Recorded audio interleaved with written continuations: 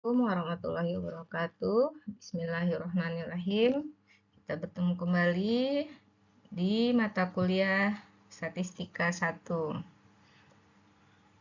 Kali ini kita akan belajar tentang probabilitas.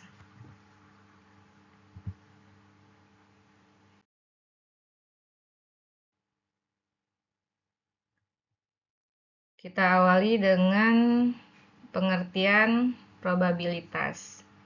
Probabilitas itu berasal dari dari bahasa Inggris, yaitu kata probability, yaitu kemungkinan. Jadi definisi probabilitas itu adalah ilmu statistika yang digunakan untuk mengukur kemungkinan terjadinya suatu peristiwa. Nilai probabilitas berkisar antara 0 sampai 1. Dimana kalau 0 itu berarti peristiwa yang kemungkinannya 0, yaitu tidak mungkin terjadi gitu. Kalau dan 1 itu berarti peristiwa pasti terjadi gitu. Kalau 1 itu berarti 100% pasti terjadi gitu. Nah, di antaranya itu bisa 0,1 kemungkinan terjadinya, atau 0,2, 0,5, 50% kemungkinan terjadi gitu. Jadi nilainya berkisar antara 0 sampai dengan 1.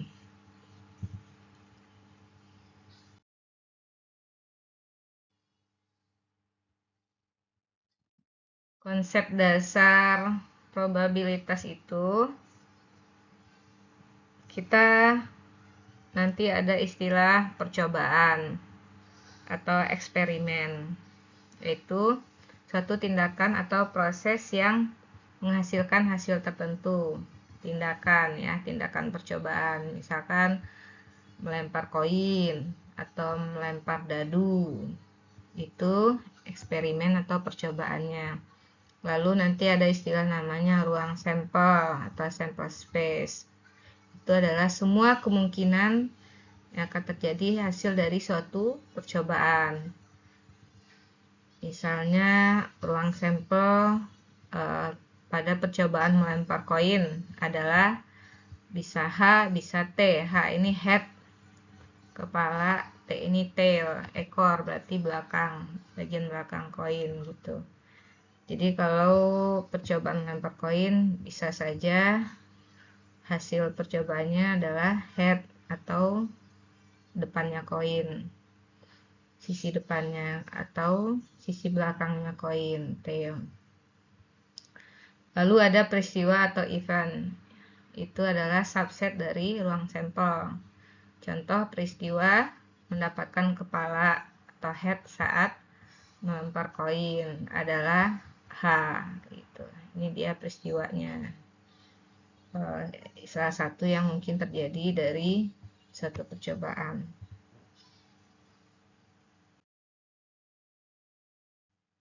Nah, secara sederhana ada 3 jenis probabilitas. Yang pertama, probabilitas klasik. Semua hasil dari suatu percobaan memiliki kemungkinan yang sama untuk terjadi. Ya, contohnya peluang mendapatkan angka 5 saat melempar dadu adalah 1/6 gitu. Kan sisi dadu ada 6. Sisi dadu yang angkanya 5 hanya 1. Jadi kemungkinannya adalah 1/6. Nah, ini nanti yang akan sering kita pelajari. Kemudian yang kedua, probabilitas empiris. Dihitung berdasarkan data historis. Contoh, sebuah toko mencatat bahwa 500 transaksi selama sebulan, 100 diantaranya adalah pembayaran memakai kartu kredit. Berapa probabilitas transaksi berikutnya akan menggunakan kartu kredit gitu. Jadi berdasarkan pengalaman,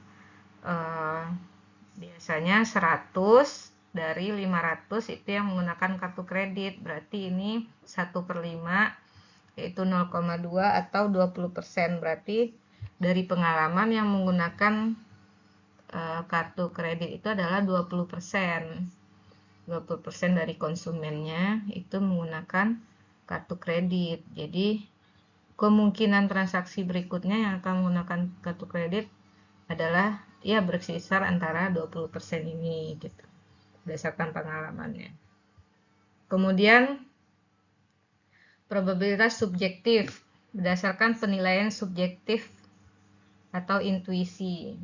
Misalkan manajer memperkirakan peluang keberhasilan peluncuran produk baru sebesar 70% berdasarkan pengalamannya sebelumnya. Tapi ini bukan murni berdasar pengalaman, tapi ini adalah perkiraan dari seorang manajernya. Jadi oleh seorang manusia prediksinya, berarti subjektif ya ini probabilitasnya gitu.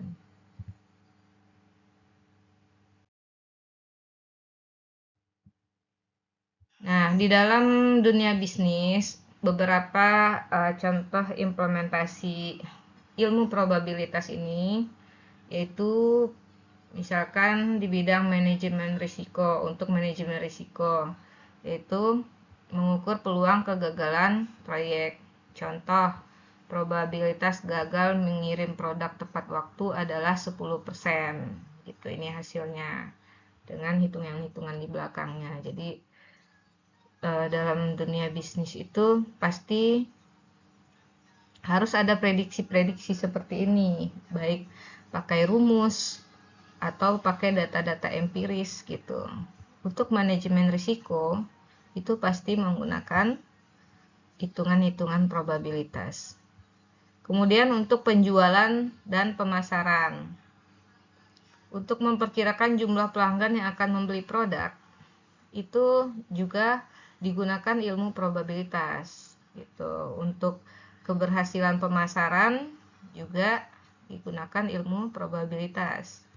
Contoh nih, jika 25% pelanggan yang mengunjungi situs web membeli dari 1000 pengunjung, diperkirakan 250 pembelian terjadi gitu. Kemudian yang ketiga, untuk keputusan investasi. Ya, jadi untuk menghitung risiko dan pengembalian investasi itu juga pakai ilmu probabilitas gitu. Contoh, peluang kenaikan saham adalah 0,6 dengan pengembalian 15%. Ini pasti pakai ilmu probabilitas gitu. Jadi untuk memprediksi dan memperkirakan resikonya dan pengembalian investasinya. Kemudian untuk peramalan permintaan pasar, untuk menentukan probabilitas permintaan tinggi untuk produk. Contoh, data historis atau data empiris menunjukkan 70% pelanggan membeli produk selama diskon gitu. Atau misalkan 60% peningkatan pelanggan setelah memasang endorse dari influencer seperti itu.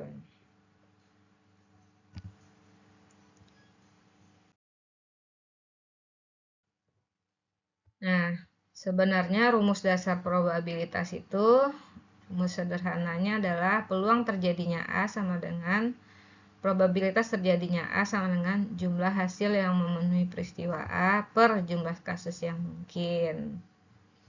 Rumus ini menghitung suatu peristiwa yang terjadi dengan membandingkan jumlah hasil yang relevan dengan total hasil yang mungkin dalam ruang sampel. Misalkan probabilitas munculnya angka 3 pada dadu adalah 1/6 gitu. 1 per jumlah kasus yang mungkin akan angka yang akan mungkin keluar ya ada 6 macam kan di sisi dadu itu. Kemudian contoh kedua, sebuah perusahaan memiliki 1000 pelanggan dan 250 diantaranya membeli produk A. Berapa probabilitas seorang pelanggan yang dipilih secara acak membeli produk A?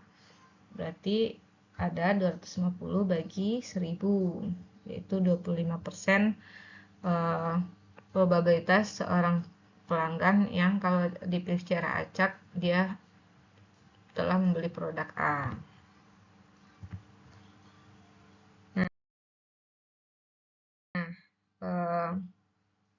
dalam pertemuan ini kita hanya mempelajari rumus probabilitas yang dasar-dasar saja. Sebenarnya rumus probabilitas ini luas juga gitu ya, dari yang dasar sederhana, kesulitannya tingkat menengah kesulitannya, sampai ada juga rumus-rumus yang tingkat kesulitannya tinggi. Namun pada pertemuan ini kita hanya mempelajari rumus-rumus sederhananya saja. Yang pertama, aturan penjumlahan. Ini digunakan untuk menghitung kemungkinan terjadinya salah satu dari dua peristiwa atau keduanya gitu. Pertama, untuk peristiwa saling lepas atau dua peristiwa tidak bisa terjadi pada saat yang sama gitu. Itu rumusnya PA atau B sama dengan PA tambah PB gitu. Misalkan nih contohnya, sebuah acara ada 15 peserta dari Departemen Keuangan dan 10 dari Departemen Pemasaran. Dari total 50 peserta, berapa probabilitas peserta yang dipilih acak berasal dari keuangan, divisi keuangan atau pemasaran gitu. Ya, boleh dari keuangan, boleh dari pemasaran gitu. Ya udah, tinggal kita hitung. P keuangan itu adalah 15 per 50, P pemasaran adalah 10 per 50. Jadi P keuangan atau pemasaran tinggal dijumlahin. Jadi 25 per 50. Ya, jadi hasilnya adalah 25 per 50 atau 0,5 atau 50%. Nah, jadi ini saling lepas ya. Dan ini boleh kemungkinan dari keuangan atau dari pemasaran, makanya jadinya dijumlah gitu. Jadi kemungkinannya akan lebih besar karena dijumlah gitu kan. Hasilnya adalah kemungkinan akan terambil dari salah satu divisi ini adalah 50% gitu. Dan ini juga diambilnya peserta yang dipilih secara acak ini adalah satu orang gitu. Jadi saling lepas itu karena tidak bisa terjadi pada saat yang sama terambil dari keuangan dan terambil juga dari pemasaran, enggak, karena kan ngambilnya satu gitu. Jadi atau pasti keambilnya dari keuangan atau dari pemasaran gitu.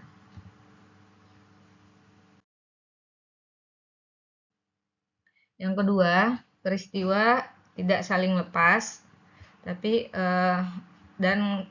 maksudnya kedua peristiwa itu bisa terjadi bersamaan. Itu rumusnya pakai P atau B sama dengan PA tambah PB kurang PA dan B. Contoh, di sebuah perusahaan 40% karyawan berpartisipasi dalam program pelatihan A, 30% dalam program e-learning di B, dan 15% berpartisipasi di keduanya gitu. Berapa probabilitas karyawan yang dipilih acak berpartisipasi di program A atau B gitu. Nah, pakai rumus yang ini.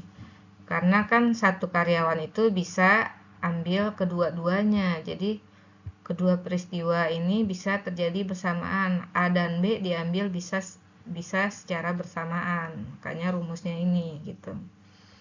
Nah, tadi PA-nya 40% atau 0,4, PB-nya 30% atau 0,3, dan juga diketahui yang mengambil kedua-duanya A dan B itu PA dan B adalah 15% atau 0,5. Tinggal ini jumlahin lalu dikurang 0,15, hasilnya 0,55 atau 55%. Jadi kemungkinan karyawan kalau dipilih secara acak satu karyawan dia berpartisipasi di program A atau di program B, itu kemungkinan yang terambil adalah 50%, 55%.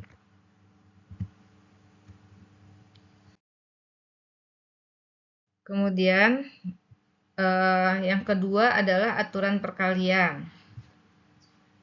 Ini digunakan untuk menghitung probabilitas terjadinya kedua peristiwa secara bersamaan. Nah, ini secara bersamaan, dua peristiwa secara bersamaan. Pertama itu kondisinya saling bebas. Terjadinya satu peristiwa tidak mempengaruhi probabilitas peristiwa lainnya. Gitu. Rumusnya itu pakai PA dan B sama dengan PA kali PB. Contoh kasusnya nih. Probabilitas menjual produk A ke pelanggan adalah 0,6. 60% ya. Dan probabilitas menjual produk B adalah 0,4 atau 40%. Berapa probabilitas menjual kedua produk ke pelanggan yang sama? Dengan asumsi penjualan produk A tidak mempengaruhi penjualan produk B gitu. Saling bebas aja gitu. Kalau terjual produk A nggak ngaruh sama terjual produk B gitu. Ya udah, ini berarti tinggal dikali gitu. PA-nya dikali PB-nya 0,6 kali 0,4, yaitu 0,24 atau 24%. Ya, ini untuk kalau probabilitas kedua produk terjual ke pelanggan yang sama gitu. Jadi satu pelanggan itu dia beli produk A juga, beli produk B juga. Itu peluangnya adalah 24%. Kemudian untuk kondisi kedua yaitu peristiwa tidak saling bebas. Yaitu terjadinya satu peristiwa mempengaruhi probabilitas peristiwa lainnya. Itu pakai rumusnya PA dan B sama dengan PA kali P atau B atau A gitu. Contoh nih, sebuah kotak berisi 5 produk bagus dan 3 produk cacat. Berapa probabilitas mengambil 2 produk bagus secara berurutan tanpa pengembalian gitu. Nah, ini kan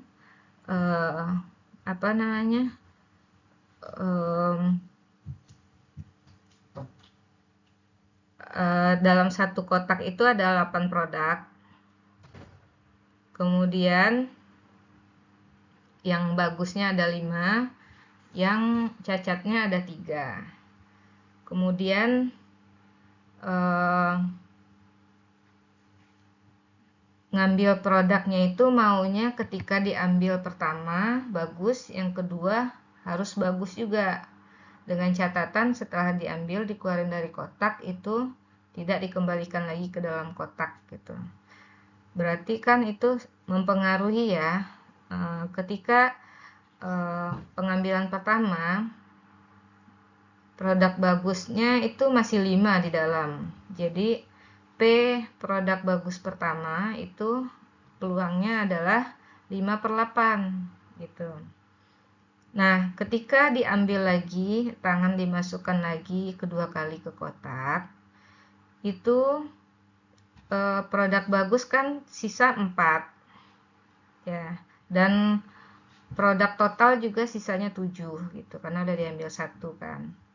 Jadi P produk bagus kedua setelah yang pertama itu adalah 4/7, karena satu produk bagus sudah diambil, tinggal 4 produk bagus, dan total produk di dalam juga berkurang 1, tinggal 7 gitu.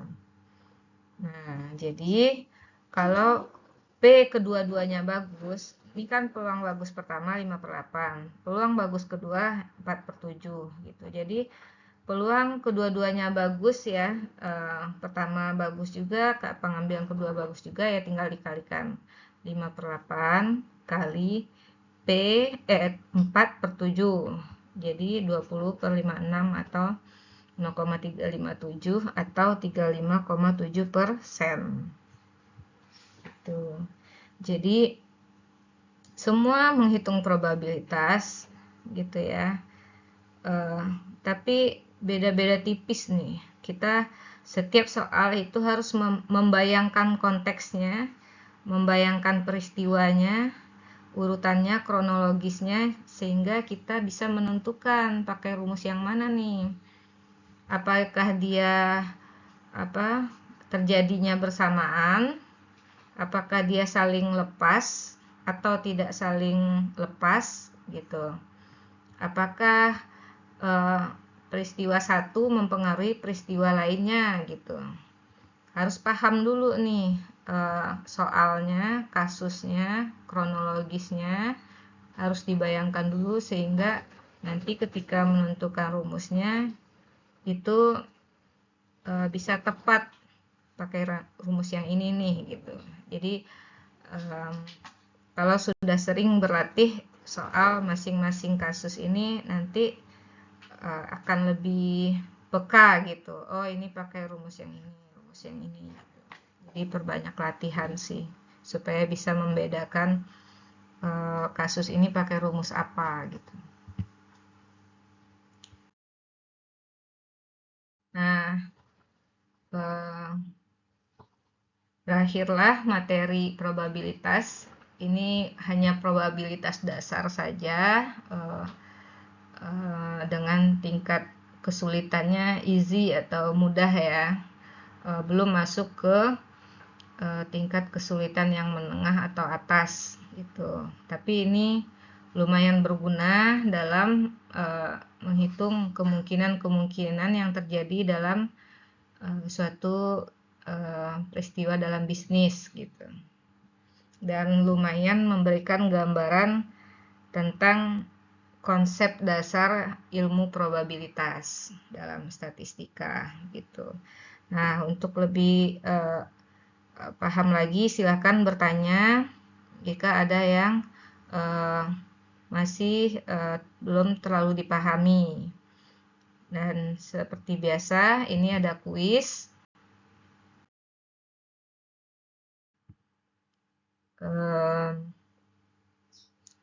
Silakan di screenshot soalnya, ini kan soal cerita ya, lumayan panjang. Di screenshot lalu dibaca, dipahami ini pakai rumus yang mana gitu. Silakan dikerjakan. Ini soal nomor 1, 2, 3 dan sampai soal nomor 6. Ada 2 halaman ini kuisnya, 1 sampai 6. Silakan di screenshot soalnya lalu dikerjakan di buku masing-masing. Terima kasih atas perhatiannya.